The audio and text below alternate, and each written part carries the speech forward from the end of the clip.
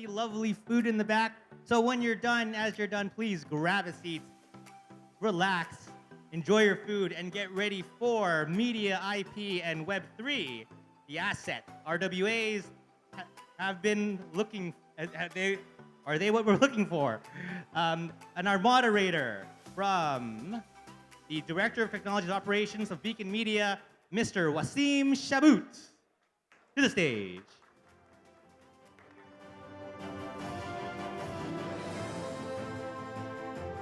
Is this thing working? There we go. All right. Hi, everyone. My name is Waseem. Before I kick everything off, let's have the panelists come on stage. You can change the video. There we go.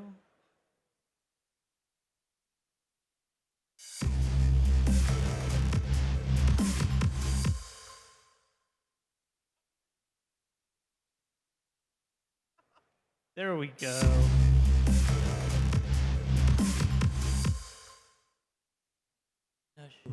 Working? Yeah, working. All right. As mentioned, the subject of today's conversation is IP and Web3. We have here with us today an esteemed set of panelists, but I'll let them all introduce themselves. So Manoj, go ahead. Hi, everyone. Thank you very much for the gift of your time. My name is Manoj Narender Madnani. I'm the co-founder, CEO, and chairman of Beacon Media, a global media and entertainment company that's working very closely in Web 2 and Web 3.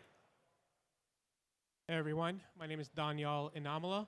I currently work as the head of credit at Credora, which is the intelligence platform for on-chain finance.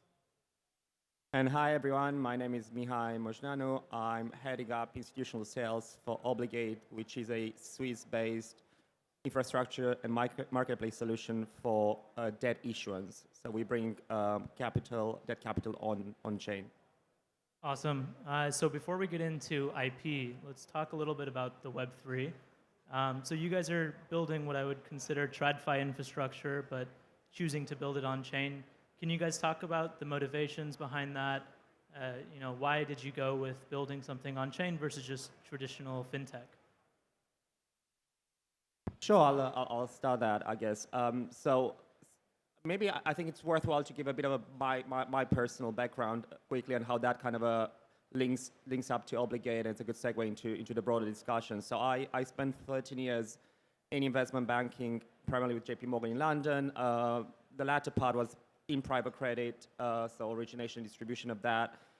And I think it's no overstatement to say that I saw firsthand the inefficiencies around that market, both in terms of accessibility by a broader investor base and also the issuance size by different issuers, but also in terms of processes underlying it. So ultimately, the reason why I joined Obligate a few months back is twofold. One is to create a marketplace for what historically have been smaller size sub-benchmark issuers of debt, that because of the efficiency generated through blockchain technology and the cost reductions can now access that market. And two, to create what is called an atomic settlement, a much more efficient way of executing transactions in that space. So maybe on that way, I'll pass it on to Daniyal, because I think there are a lot of sort of good complementarities with what they do. Yeah, that's sort of similar. I think there was two primary reasons we decided to build an on-chain platform. The first of those is just transparency. There's a lot of issues in traditional finance with respect to how and why decisions are made. What on-chain finance allows us to do is essentially confirm the process and procedures that took place for any particular investment, and also allow for lenders, for example, to see the results of the credit analysis in real time. And so that's a huge differentiator from the old traditional credit model, where it's always backwards looking, the data is old and unstructured, and it's very difficult and very labor intensive in order to facilitate credit. And then the second reason, which we think is going to be massive, is just data efficiency. The amount of data that exists in credit is unimaginable. There's just so much in the space, but most of it is unusable today. You can't plug it into machine learning models. You can't use it for marketing purposes because it's not easy to digest. And So we built it on an on-chain platform because you can streamline the data along with transaction activity. And that way you open up a whole new host of possibilities in the credit world. And you can essentially consolidate fragmented industries. You can provide lenders with a new scope of credit analysis. And you can create databases that were sort of unforeseen before blockchain even took place. Awesome. And well, Beacon is a movie company, so what's a movie company doing on chain? So I think what is very interesting is having a background of structured finance. We traditionally used to finance our slates by going to the predatory studios, and then they would sit there, take significant portion of the upside, throw in an incredible marketing budget, and that at times they would acquire content to put it right on the shelf, even though there was a large community around the content creator or the talent, just to make sure it did not interfere with their current programming, which is exactly why we've had all these issues in Hollywood for the last 6 to 7 months. By going on chain, we not only have a fantastic partnership with Credora that has been able to establish a rating for us. So if you go back to the traditional world of structured finance, you go out there and get a triple B plus, et cetera, based on that, you go out into the private credit market and you go and achieve. In this case, our focus is on the content creator and the talent and making sure that we can reach the communities that either the content creator or the talent has. And we put together an incredible partnership with our production partners that are qualified by the likes of Netflix, Amazon, Apple, Geo, et cetera, et cetera. So this follows our philosophy of 1 + 1 equaling 11, whereby whoever we choose to partner with will happen slowly. I keep on saying Rome was not built in a day. Slate financing is going to move on chain. Event financing is moving on chain. Game financing is already there. So it's a function of the media, entertainment, and sports industry globally. Awesome. And so Daniyal, being that Credora is one of the primary credit rating agencies to bring anything on chain, what do you see today as the standard borrower profile, and how has Beacon looked as a group that you brought on? Yeah, so traditionally, most of the clients that we dealt with are those that have lots of data associated with them. And that's traditionally been trading firms, very quantitative market making, firms in the cryptocurrency trading space. And because we were able to sort of show off our technology, we're able to leverage it, produce analytics, and protect borrowers' privacy at the same time. Now, obviously, that market has gone down over the last several months to a year. And so we've started to branch out into more fintech-based businesses. And the most clients that you see today are very short-term, short duration type instruments. All good? Very short-term instruments because that's sort of the flavor of what investors like, high yield. And I think most of the investors that we have flocked to sort of a little bit higher on the risk spectrum. For potential investments, especially now as interest rates have gotten so high around the world, people are just looking for opportunity, and the best place to find opportunity is in fragmented industries. And so for us, most of what we've been seeing is in commodity trade finance, receivables financing, certain cryptocurrency projects like mining finance, and then other projects like yourselves. It's very unique that you see a film production company want to bring their infrastructure on chain. And so we jumped at the opportunity to see if we can work with you all and Obligate in putting together a very unique package and offering for lenders. And so I think it's really fun and exciting because my background's in specialty lending, and so we get to see very, very unique cases. And that's really where we hang our hats on is providing data and credit transparency in often obscure markets. Awesome. And go ahead. Mihai, so you guys work to bring Beacon on chain. Same kind of question that I brought to Daniyal. I'd love to understand your current borrowers and lenders, as you guys are a marketplace, and what the process of bringing Beacon on looked like. Sure. So I think what's very interesting as RWA as a concept is it's been socialized for quite a while. So I think what we're looking at, and I think the whole panel here, it's proper, as I call, real-world businesses that have existed in a very friction and inefficient manner for a long time off chain. So if you look at most of the things that have happened in the RWA space have been very much around T-bills, so US government bonds, that were provided mainly as a liquidity solution for the DeFi community. What we're trying to build is very different, so I think that's a very, very important differentiator. And with that in mind, if you look at and I think that's a good segue in the whole discussion around liquidity. So the problem you have today, you have, in my view, sort of two layers of liquidity. You have the DeFi on-chain native liquidity that's very short-dated in nature and is very much focused on arbitraging what's a market opportunity around T-bills right now. I think that opportunity will close, and as that closes in the next 6 to 12 months, you see a lot of that in theory and hopefully in practice too, channeling towards the borrowers that Daniyal was mentioning, and obviously a borrower like Beacon Media. And the second one is obviously the institutional liquidity, which is what I'm focusing on, which is sort of the old clients I used to cover back in my TradFi days. And I think for that pool of liquidity to catalyze, where you're going to see probably the exponential growth in capital on chain, is going to come from regulatory, which is a very strong focus at Obligate. So everything we've built has been very much aligned with international arbitration and Swiss law, and making sure that we don't cause or create any cardinal sins early on in our product build-up that we cannot undo later on. And we've seen a lot of shortcuts in the ecosystem. 2, you need to have a proper underwriting process, and that's where players like Credora will play an increasingly large role.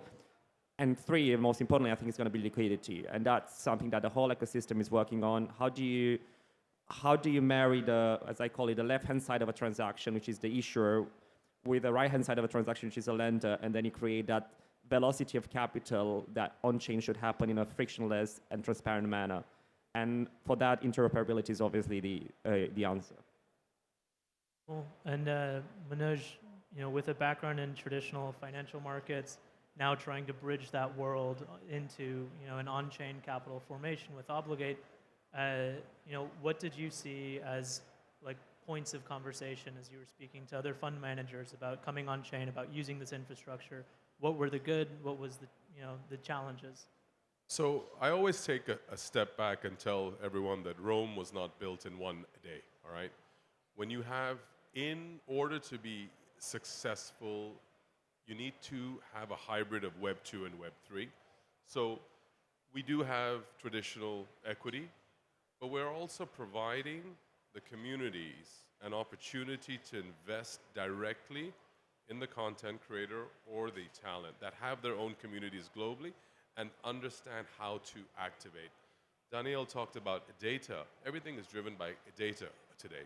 And we have employed a very focused data-driven policy on any content creator or talent that comes into our platform, marrying them together, whether it is activating them through a film, through a TV series, through gaming, everything fits through our transmedia strategy. So the point is, today, if you wanted to invest in a specific, I'm just going to throw a big studio out there, if you want to invest in Star Wars today, you have to buy Disney stock.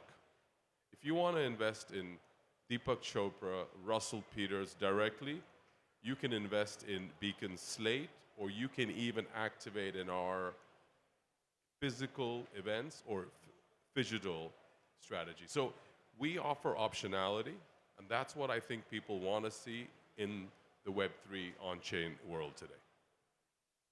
Awesome. And guys, going forward, this is a question to the whole panel. What can we expect to see with everyone collaborating together? What does the future hold? Is this the start of something new? Is IP the basis of the RWA that the crypto ecosystem has been looking for? Just talk to us about the future, about the vision. So if you take a step back, the value of any traditional media and entertainment company has always been IP.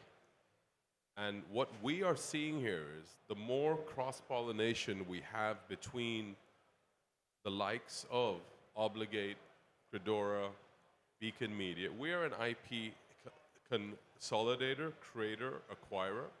The more we acquire, consolidate, and produce content globally for the global markets, this is how the entire ecosystem grows. IP gets monetized, and the valuation gets bigger, and there's enough to go around. Yeah, I would agree with a lot of that. I think as this partnership particularly grows, we can give Obligate more data, better credit intelligence, so that they can talk to investors in a smarter way, and be able to convince them why going through their bond infrastructure is optimal. At the same time, with Beacon Media, the more production that they're able to perform, the better data that we get in the long run, and we can also help synthesize a lot of that data for potential lenders. And so when we start to go out to markets, when investors start to get more active, when there's secondary markets that start to open in the industry, there's just a whole lot more that you can do with all that data. The amount of financial opportunities and financial engineering that you could accomplish is significantly richer than what exists in the traditional world, because it's not transparent. It's always opaque in terms of what people are doing.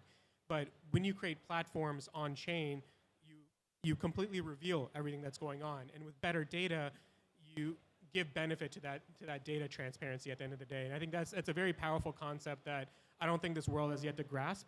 And I think that's sort of the next evolution of just on-chain finance in general. Yeah, no, I think for me, more of a personal observation, if anything, I think IPs are the very heart of what Web3 should be all about. And I think it's probably one of the most obvious use cases out there that is ripe for, for creating a new asset class altogether that's accessible, that's tradable, and that you have ownership and control over. So nowadays, if you as Manoj mentioned, if you're a very large media group, you just go, you consolidate all of those IP rights, you'd go to a Blackstone or KKR, you'd raise financing, there's no granularity, there's no transparency, it's a very much, it's an oligopoly run in an inefficient manner, and what that ultimately does, it kind of stifles innovation and growth and ownership. So, I think once we create the ecosystem and you have the initial use cases and the borrowers, and as I said, you create a liquidity on the other side, I think this space is gonna grow exponentially. So, watch it out. Amazing. So yeah, accessibility, transparency, and interoperability across different properties. It makes sense that media would be a digitally native, asset that's coming on chain, and down. Hopefully they're ready, but down that line of thought, we wanted to show you guys something that Beacon is launching very, very soon. So you guys will be the very first to see it. You guys kick it off.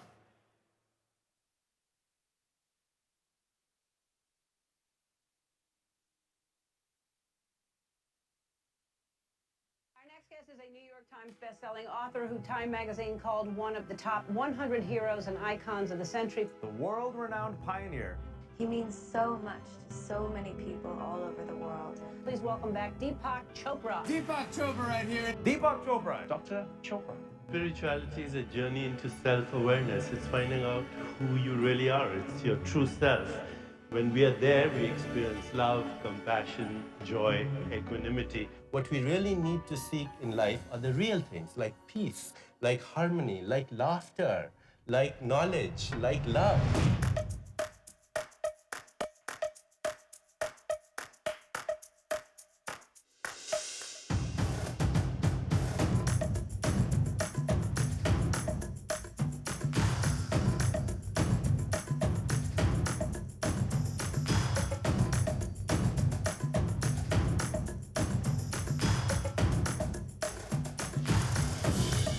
Our shared mission at Beacon Media guides us straight to the cinematic production of Dr. Chopra's works, transcending geographical and linguistic barriers to make his wisdom accessible to all. The cinematic medium provides an opportunity to explore human experiences in ways that words alone sometimes cannot.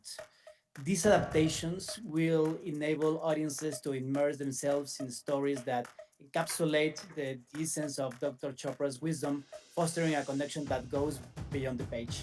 I just want to reach a critical mass of humankind for a more peaceful, just, sustainable, healthier, and joyful world. And I feel this partnership with Manoj and Jose and their respective organizations and their talents can help me do that.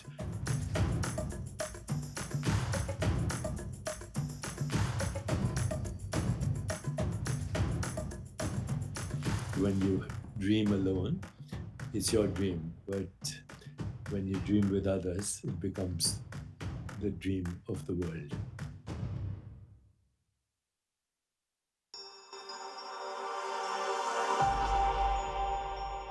So as mentioned, everything that we spoke Our next about guest here. is a New York Times bestselling author who Time magazine called...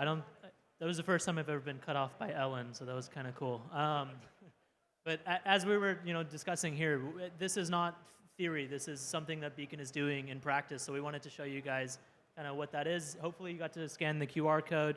If not, we'll distribute it around later. But we're up and running. We're moving this ecosystem forward, and I thank you all for coming. And any closing comments from the guests? Sure. I just would like to say, Mihai, Daniyal, thank you for coming, and thank you for working with us, and Waseem for putting this whole panel together. So thank you all very much, and have a great day. Thanks, everyone. Thank you.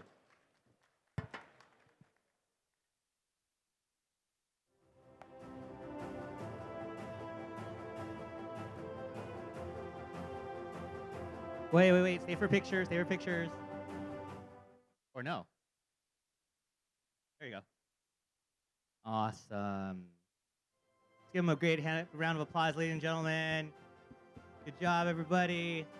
Beacon Media, Credora, Obligate. Good panel, gentlemen. Look at that. That's a round of applause. All right. We're just getting set up for our next bit of programming. We'll give a little break. If you didn't get food, well, I believe it's out, so I'm sorry. But there is still coffee and drinks up there. If you want to get a refreshment, nice water. Next up on the programming is, you have a couple keynotes back to back. Attracting the global gaming and Web3 talent to Dubai. Actually, I'm very curious about that one myself, as someone who does Web3 myself. All right, but we got a little bit of a break, so take a breather, go meet some of the panelists, take some pictures, and I'll see you back here in a few minutes.